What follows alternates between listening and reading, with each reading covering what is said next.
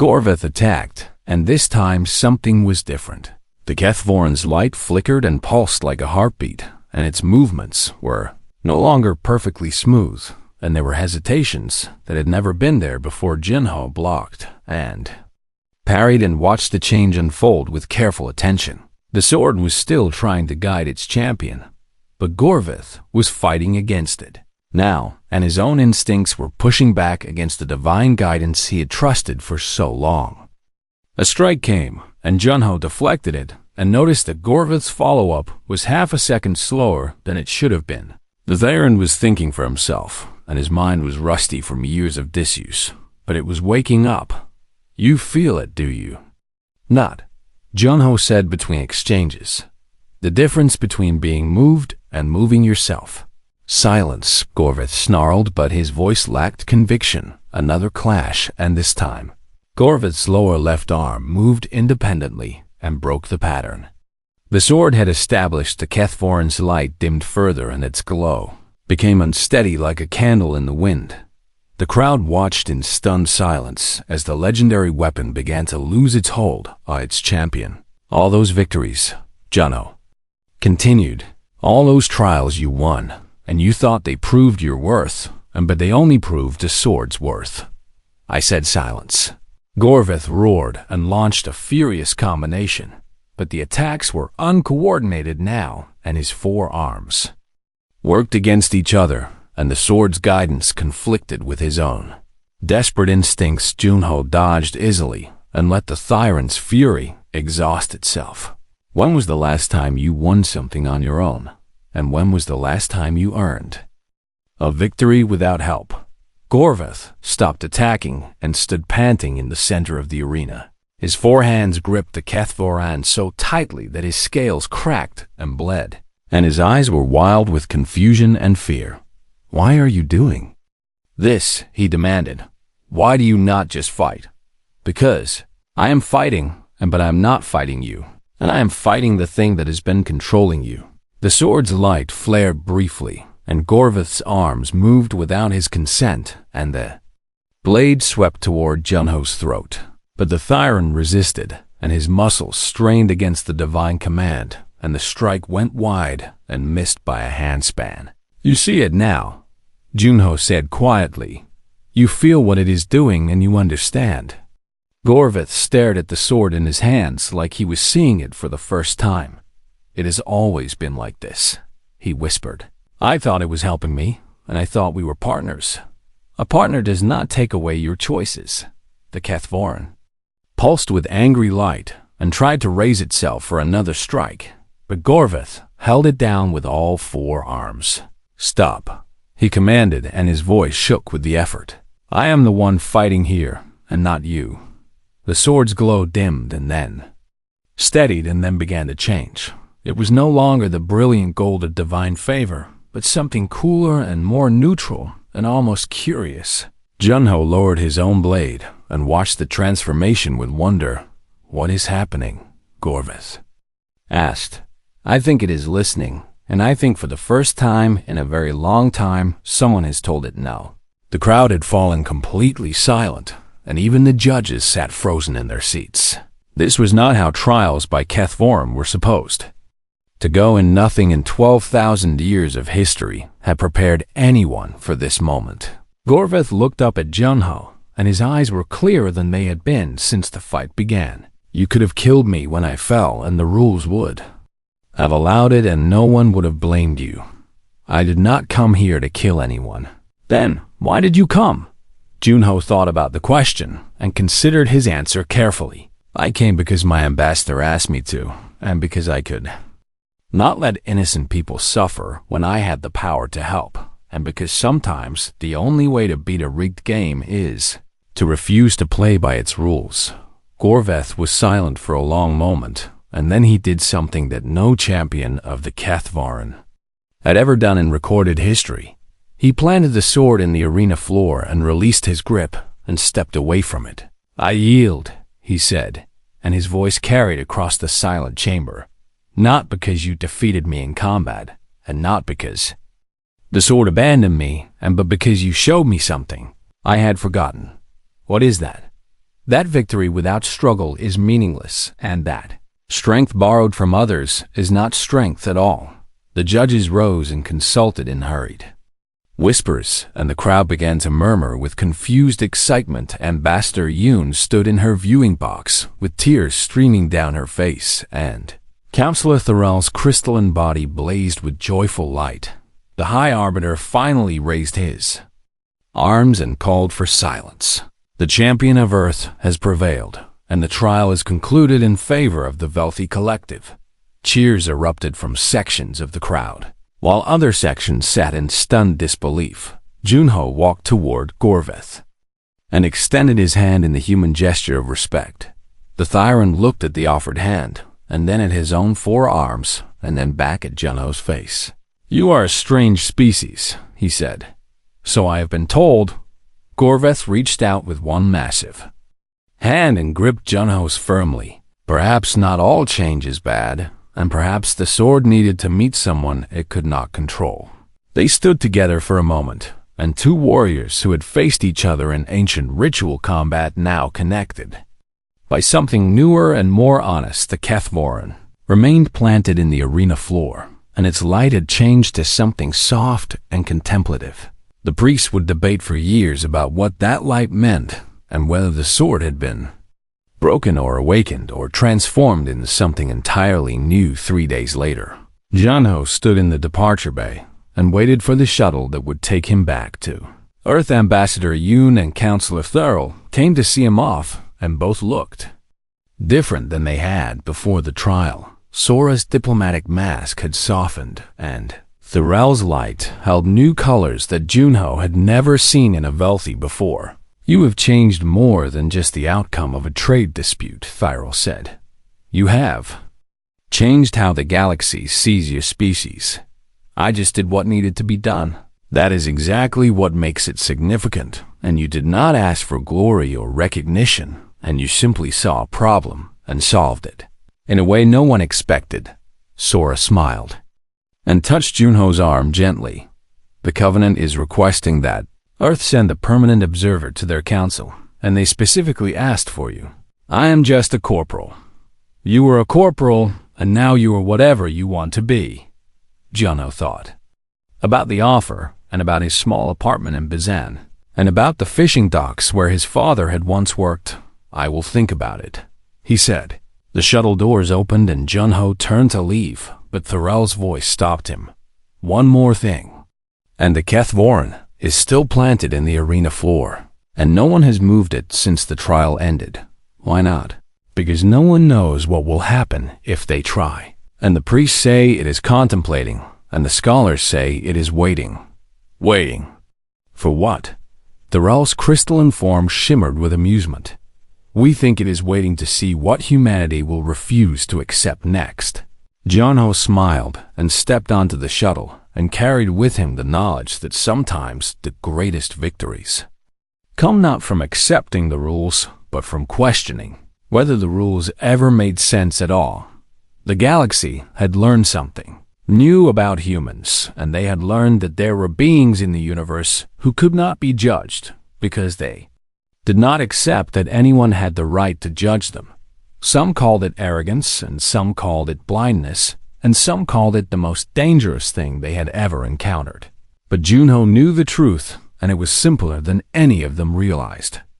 It was not that humans could not be judged. It was that humans had decided long ago that they would judge themselves. And that was something no ancient sword, no matter how powerful, could ever take away.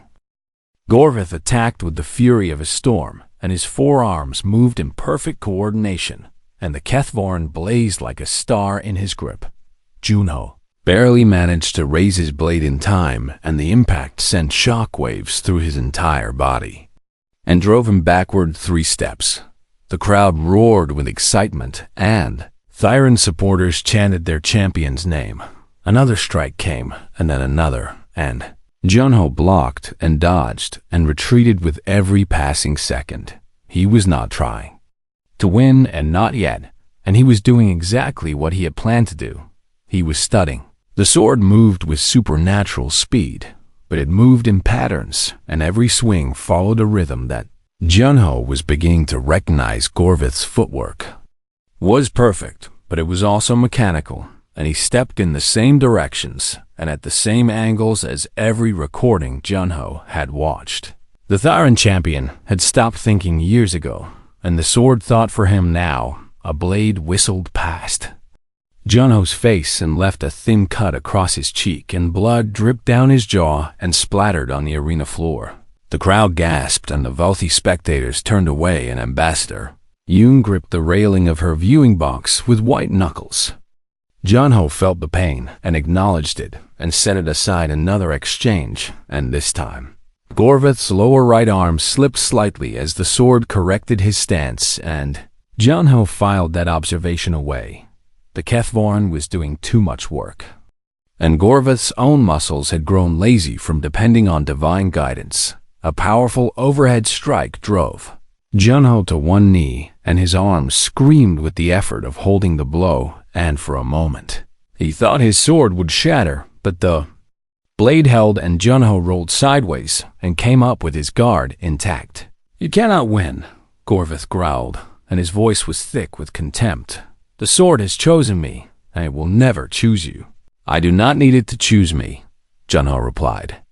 "Then you will die. Maybe and maybe not."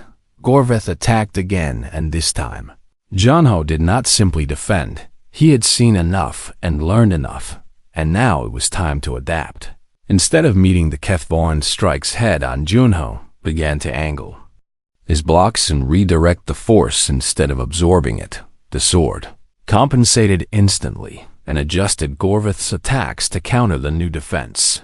But Gorvith himself was half a second behind, and his body moved where the sword directed, but his mind was struggling to keep up.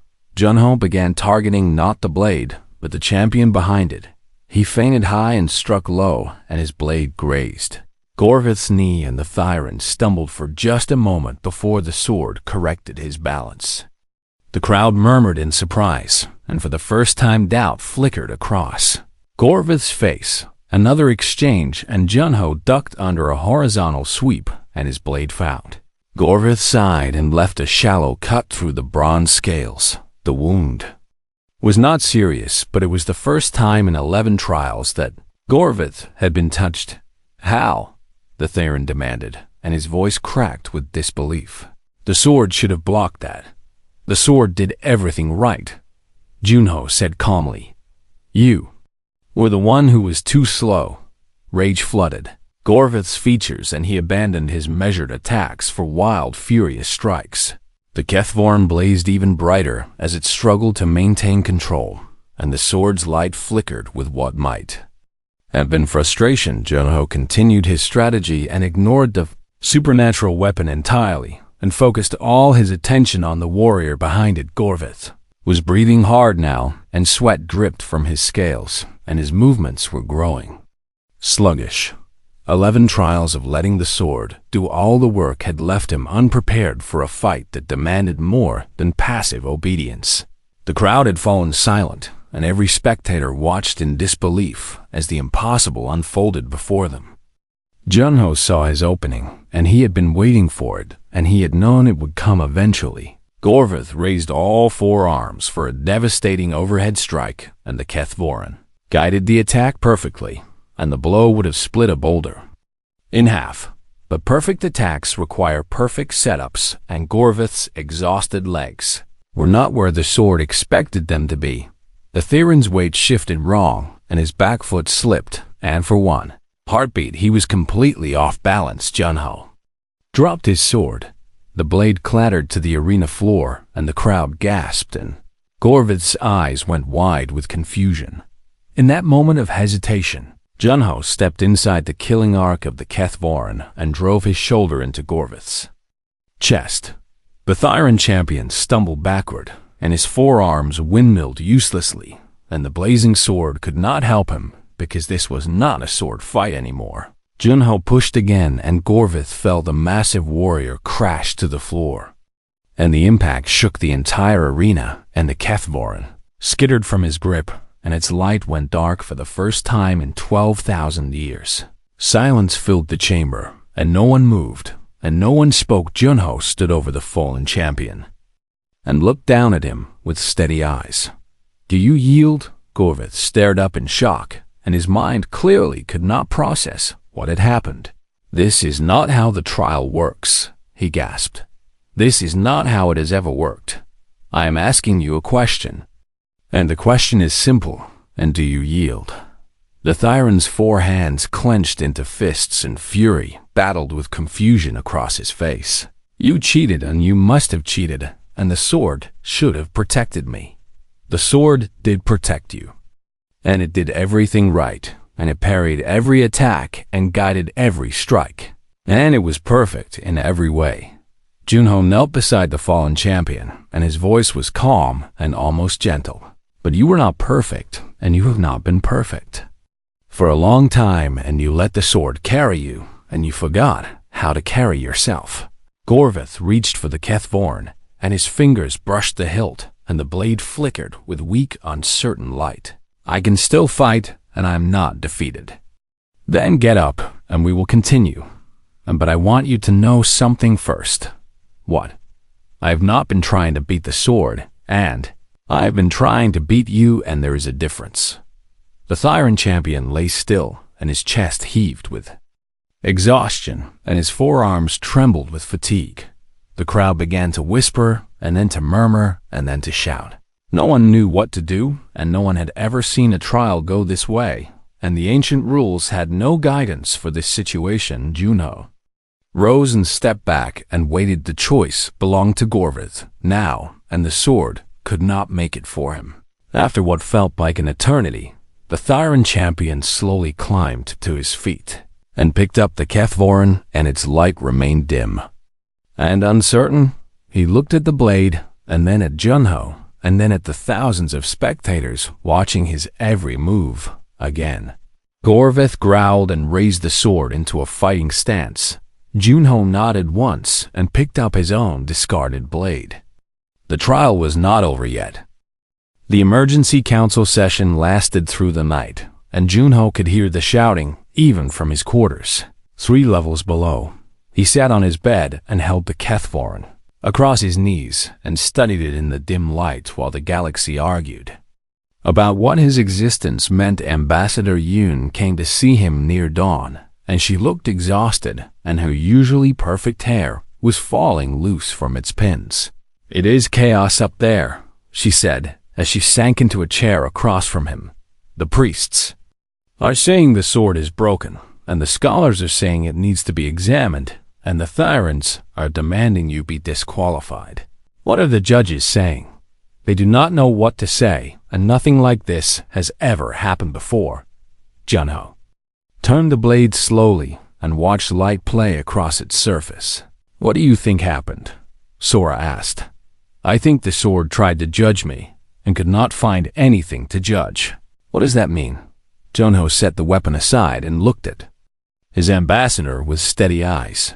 When Drell explained how the blade works, he said it reads the soul of whoever holds it, and it looks for doubt and impure motives and all the things that make someone unworthy. Yes, but what if it can only read souls that believe in it, and what if its power only works on people who accept that it has the right to judge them? Sora leaned forward, and her tired eyes sharpened with interest. "You are saying the sword could not judge you because you do not believe in its authority. I am saying I did not give it permission to judge me, and maybe that is why it had nothing to say." The door opened, and Counselor Thyril entered with his crystalline body glowing with agitation. The broadcast has spread across the entire galaxy, and everyone is talking about what happened. "What are they saying?" Sora asked. "Many things, and none of them make sense, and some are calling the human a fraud, and others are calling him a miracle, and the Thyran networks are saying he cheated somehow." "How can someone cheat at holding a sword?" Junho asked. Thyril made his chiming laugh sound, but there was no humor in it. "They do not know, and that is what makes them afraid." Later that day, a delegation of Covenant priests came to examine Junho, and they scanned him with devices he did not recognize and asked him questions in languages he did not speak. One ancient priest, with 6 eyes and skin like bark, approached him directly. "Tell me, human, what do you believe?" "About what?" "About anything, and about the sword, and about the universe, and about the purpose of existence." Junho thought carefully before answering. "I believe that I am responsible for my own actions, and I believe that the only judgment that matters is whether I can live with the choices I make, and I believe that no one else gets to decide my worth for me." The priest studied him for a long moment, and then turned to his colleagues. "There is nothing here for the Kethvoren to hold on to, and his mind is like water, and it cannot be grasped." "What does that mean?" another priest demanded. "It means he does not accept external judgment as valid, and the sword's power comes from the belief of those it judges, and without that belief it is merely metal." The news spread quickly, and reactions varied wildly across the station. Some species looked at humans with new respect, and others looked at them with fear, and a few seemed to regard them with something close to disgust. Junho found himself surrounded by crowds whenever he left his quarters, and aliens of every shape and size wanted to see the being who had made the ancient sword go silent. He did not enjoy the attention, and he retreated to the archives where he continued his research into past trials. The more he watched, the more patterns he noticed. Gorveth had won 11 trials, and in each one, his movements had been identical, and his footwork had followed the same paths, and his strikes had landed in the same places. The sword had made him unbeatable, and it had also made him predictable. That night, Ambassador Yoon found him still watching recordings, and she sat beside him in the darkness. "The council has made their decision, and the trial will proceed tomorrow. I expected as much. They ruled that the sword accepted you by not rejecting you, and your neutrality counts as worthiness by default." Junho nodded slowly and kept his eyes on the screen. "The odds are not in your favor," Sora said quietly. "Gorveth has the sword's blessing, and you have only its silence. I know. The Velthi are already planning memorial services for you, and they want to honor your sacrifice, even if you lose. That is kind of them." Sora reached out and touched his arm. "Junho, I need to know that you understand what you are facing, and I need to know that you are not just walking into death because I asked you to." He finally looked away from the screen and met her eyes. "Ambassador, I have been watching these recordings for hours, and I have studied every trial and every victory and every movement that Gorveth has ever made. And what have you learned?" "I have learned that the sword is not helping him fight, and it is fighting for him. And he is just along for the ride." "How does that help you?" "Because a passenger does not learn and does not grow and does not adapt, and I have been adapting to difficult situations my entire life." Sora searched his face for doubt and found only calm determination. "You think you can win. I think I can do something no one expects, and sometimes that is enough." The morning of the trial dawned cold and gray, and Junho woke early to prepare. He dressed in simple combat clothing and stretched his muscles and ran through basic exercises that he had learned in his military training. The Kethvoren sat in the corner of his room where he had left it, and it caught the dim light and seemed almost ordinary. He picked it up and felt its weight, and practiced a few basic swings without the sword's guidance. He had to rely on his own skills and his own training and his own instincts. It was not much, but it was his counselor. Tyrell came to escort him to the arena, and the Velthi's crystalline body was dim with worry. "I wanted to walk with you, and I wanted you to know that whatever happens today, you have already changed everything." "How so?" "Because you showed the galaxy that there are beings who cannot be judged and cannot be controlled, and cannot be made to accept someone else's definition of their worth." Junho smiled slightly. "Among my people, we call that being stubborn."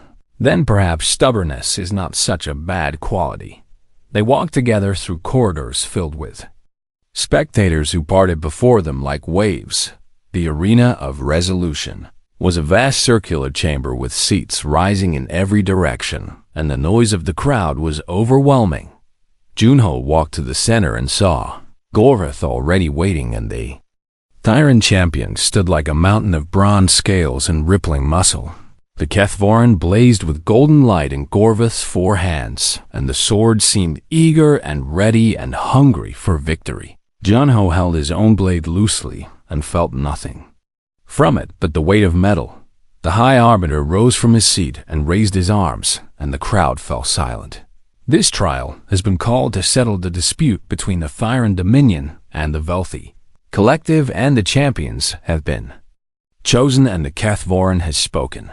He paused and looked down at Junho with ancient, unreadable eyes. Or in one case, it has chosen not to speak, and we do not know what that means, and so we proceed, and may the worthy prevail. Gorvith raised his glowing sword and let out a roar that shook the arena. Junho took a breath and settled into a defensive stance and waited. The trial had begun.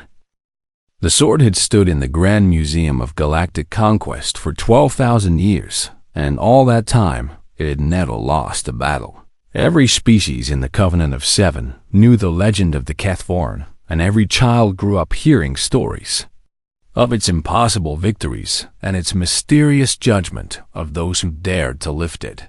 The blade itself was beautiful in a terrifying way, and its metal shimmered with colors that had no name in any known language, and runes covered its surface that even the oldest scholars could not translate. Ambassador Yun Sora stood before the display case and studied the weapon with the careful attention she gave to everything in her diplomatic work. She had been stationed on Velorix Prime for 3 years now, and she still found herself drawn to this hall whenever her schedule allowed a moment of peace.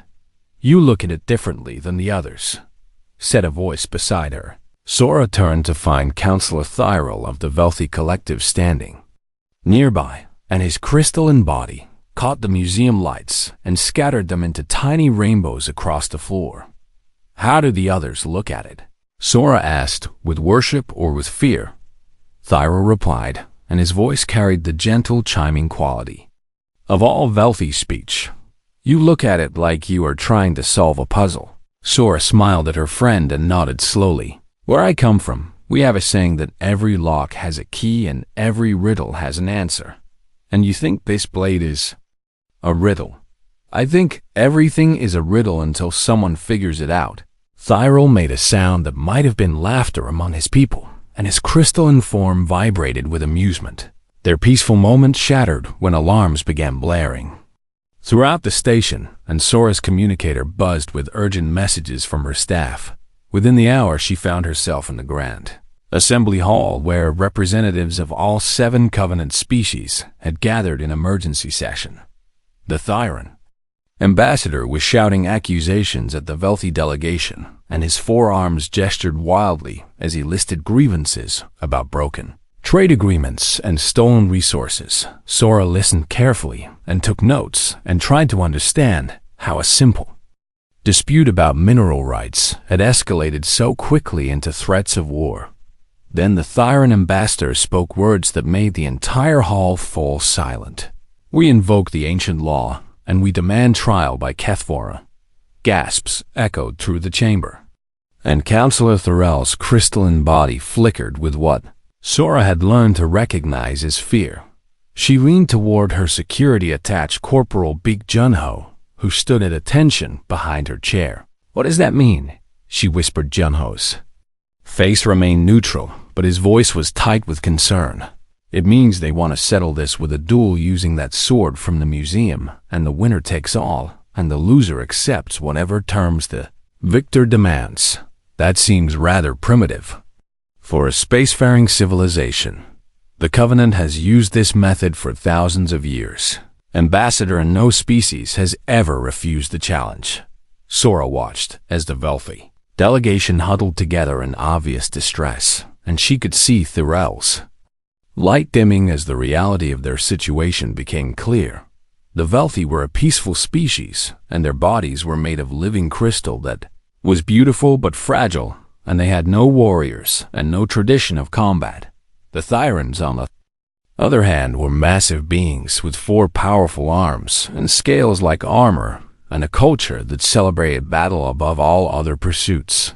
This was not a fair contest, and everyone in the hall knew it. After the session ended, Sora found Thirul alone in a meditation garden, and his light had grown so dim that she almost could not see him in the shadows. "There must be another way," she said as she sat beside him.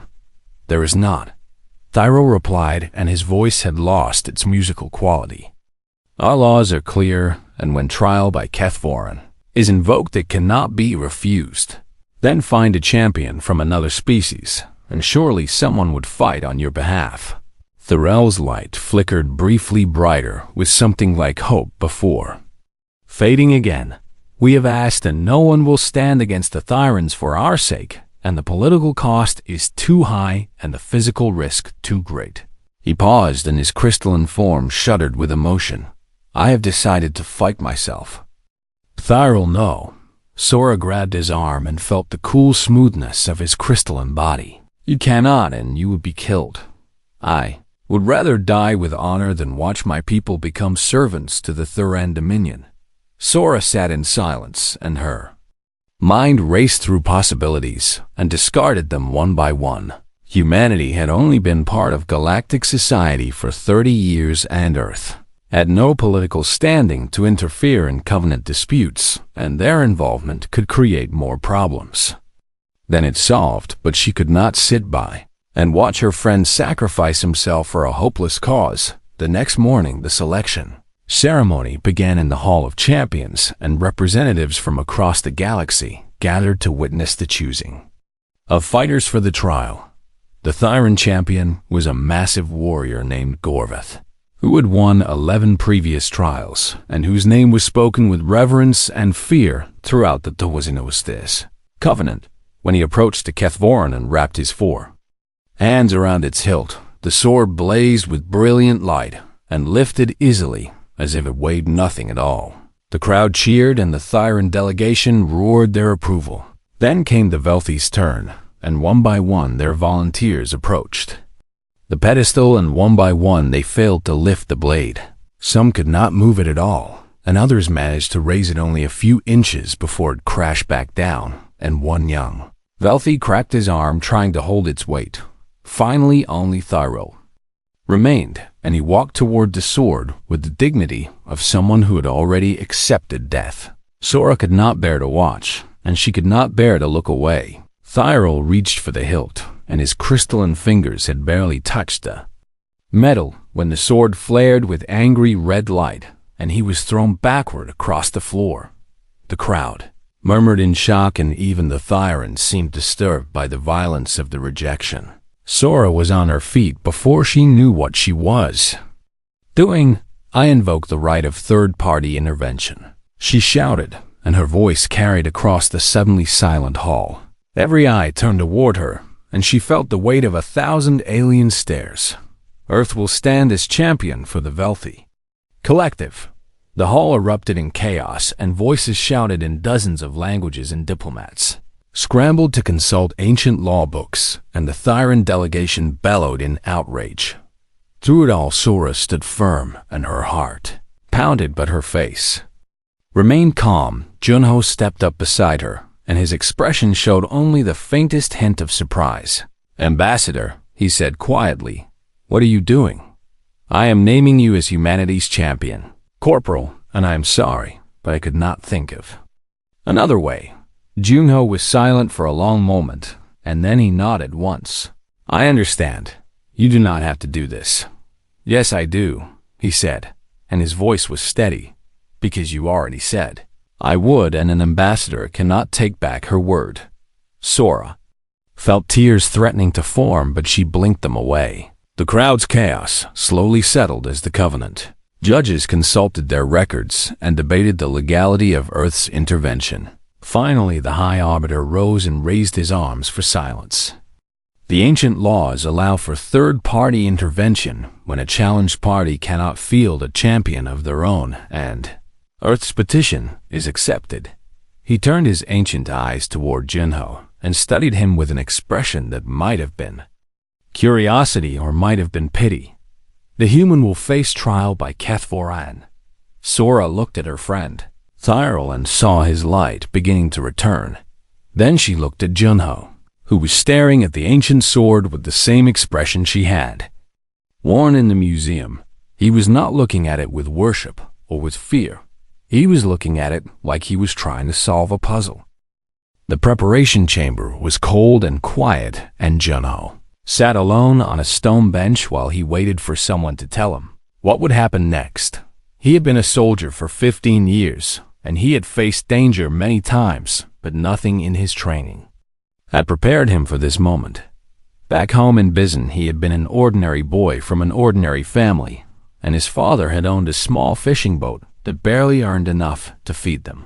When the fishing industry collapsed, Junho had joined the military because it was the only path forward that he could see. He had never expected that path to lead him to an alien space station where he would fight a duel with an ancient magical sword. The chamber door opened and a figure entered that Junho did not recognize. It was tall and thin with gray skin that looked like old leather and eyes that glowed with soft golden light. "I am Drell of the Morweth," the creature said in a voice like rustling leaves. "I have been sent to explain what you will face." Junho stood and bowed his head in greeting the way he had been taught. "Thank you for coming." Drell moved closer and settled onto a bench across from Junho with movements that seemed too slow for a living being. "Do you know what the Kethvoran truly is?" Drell asked. "A sword that helps its wielder win battles." Drell made a sound that might have been a laugh or might have been a sigh. "It is so much more than that, and so much less, and it is not merely a weapon but a judge." Junho listened carefully as Drell explained the history of the blade. It had been found in ruins older than any known civilization, and the species that created it had vanished so completely that not even their name survived. The sword seemed to possess some form of intelligence, or perhaps something even stranger, and when someone tried to lift it, the blade would read their very soul. Those who carried doubt in their hearts found the Kethvoran impossibly heavy, and those with selfish or impure motives could not lift it at all. But those who lifted it successfully and went on to fight would always win their battles because the sword had already judged them worthy. "What happens to those who are found unworthy?" Junho asked Drell's golden eyes dimmed slightly. "They die, and always they die, and the sword does not accept failure from those it has rejected." "Has anyone ever lifted it and then lost?" "Never, and not once in 12,000 years of recorded history." Junho considered this information and turned it over in his mind like a puzzle piece that did not quite fit. "So the sword decides who wins before the fight even begins. That is one way to understand it, yes. Then what is the point of fighting at all?" Drell tilted his head and studied Junho with renewed interest. "That is a question no one has ever asked me before." Later that day, Junho was taken to observe the Thyran champion's preparation ceremony, and he stood in a gallery above the ritual chamber and watched as Gorveth approached the Kethvoran. The Thyran was enormous, and his forearms were thick with muscle and covered in scales that shimmered like bronze armor. He knelt before the sword and spoke prayers in a language Junho could not understand. And then he rose and reached for the hilt. The blade blazed with golden light so bright that Junho had to shield his eyes, and when his vision cleared, he saw Gorveth holding the sword overhead like it weighed nothing. The Thyran swung it through the air in a series of practice strikes, and the weapon moved with impossible speed and grace and left trails of light in its wake. Junho watched every movement and memorized every detail. "He is magnificent," said Ambassador Yoon from beside him, and her voice was heavy with worry. "The sword loves him." "The sword is a tool," Junho replied quietly. "Tools do not love anything. You do not believe in its power." Junho thought about the question before answering. "I believe it does something. And I believe it has helped him win many fights, but I do not believe it is magic. What do you think it is then?" "I do not know yet, but I intend to find out." That night, Junho requested access to the Covenant archives and spent hours watching recordings of every trial by Kethvoran that had ever been documented. He saw warriors of every species lift a blade and fight with supernatural skill, and he saw them cut down opponents who should have been their equals or even their superiors.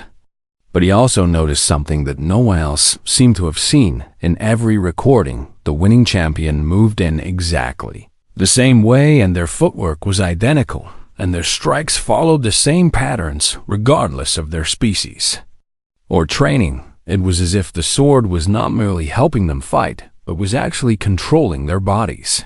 And in every recording, the champions who relied on the sword's guidance made the same small mistakes and left the same tiny openings. In their defense, they did not learn because they did not need to learn, and the sword did everything for them. Junho smiled in the darkness of the archive room and felt the first stirring of hope. The next morning, Counselor Thurl came to visit, and his crystalline body glowed brighter than Junho had ever seen. "I wanted to thank you," Thyrol said. "Whatever happens tomorrow, you and your ambassador have given my people something precious." "What is that?" "Hope and the knowledge that someone in this galaxy cared enough to stand beside us." Junho felt uncomfortable with gratitude he had not yet earned. "I have not won anything yet. I know, and I have seen Gorveth fight, and I know what the sword can do, but still you have given us hope."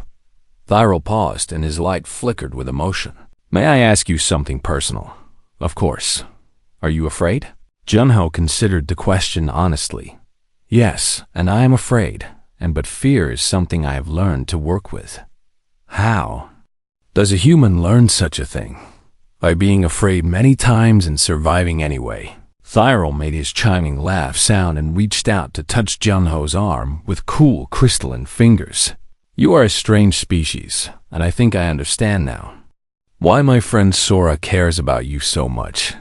The selection ceremony for the human champion took place at sunset, and the Great Hall was filled with thousands of spectators who had come to witness something that had never happened before. Junho walked through the crowd alone and felt every eye upon him and heard whispers in languages he could not understand. The Kethvoran rested on its pedestal in the center of the hall, and its blade caught the light and seemed to glow from within. He approached slowly and remembered everything Drell had told him about the sword's judgment. Doubt would make it heavy, and impure motives would make it impossible to lift, and only the worthy could wield it. But what was worthiness, and who decided what it meant? And why should a piece of metal, older than human civilization, have the right to judge anyone? Junho reached the pedestal and looked down at the ancient blade. He did not pray, and he did not kneel, and he simply reached out and wrapped his fingers around the hilt. The sword did nothing. It did not blaze with light, and it did not throw him backward, and it did not resist his grip or welcome his touch. It simply sat there in his hand like any ordinary piece of metal. Junho lifted it and felt its weight and guessed it was perhaps 3 kilograms, and a reasonable weight for a sword of its size. The crowd fell silent and then erupted in confused murmurs. "What is happening?" Someone shouted. "Why does it not glow?" Another voice demanded. Junho held the sword before him and turned it slowly in the light and watched its strange metal catch the colors of the setting sun. The blade that had judged emperors and decided the fate of worlds rested in his grip like a training weapon borrowed from a gymnasium, and for the first time in 12,000 years, no one in the galaxy knew what that meant.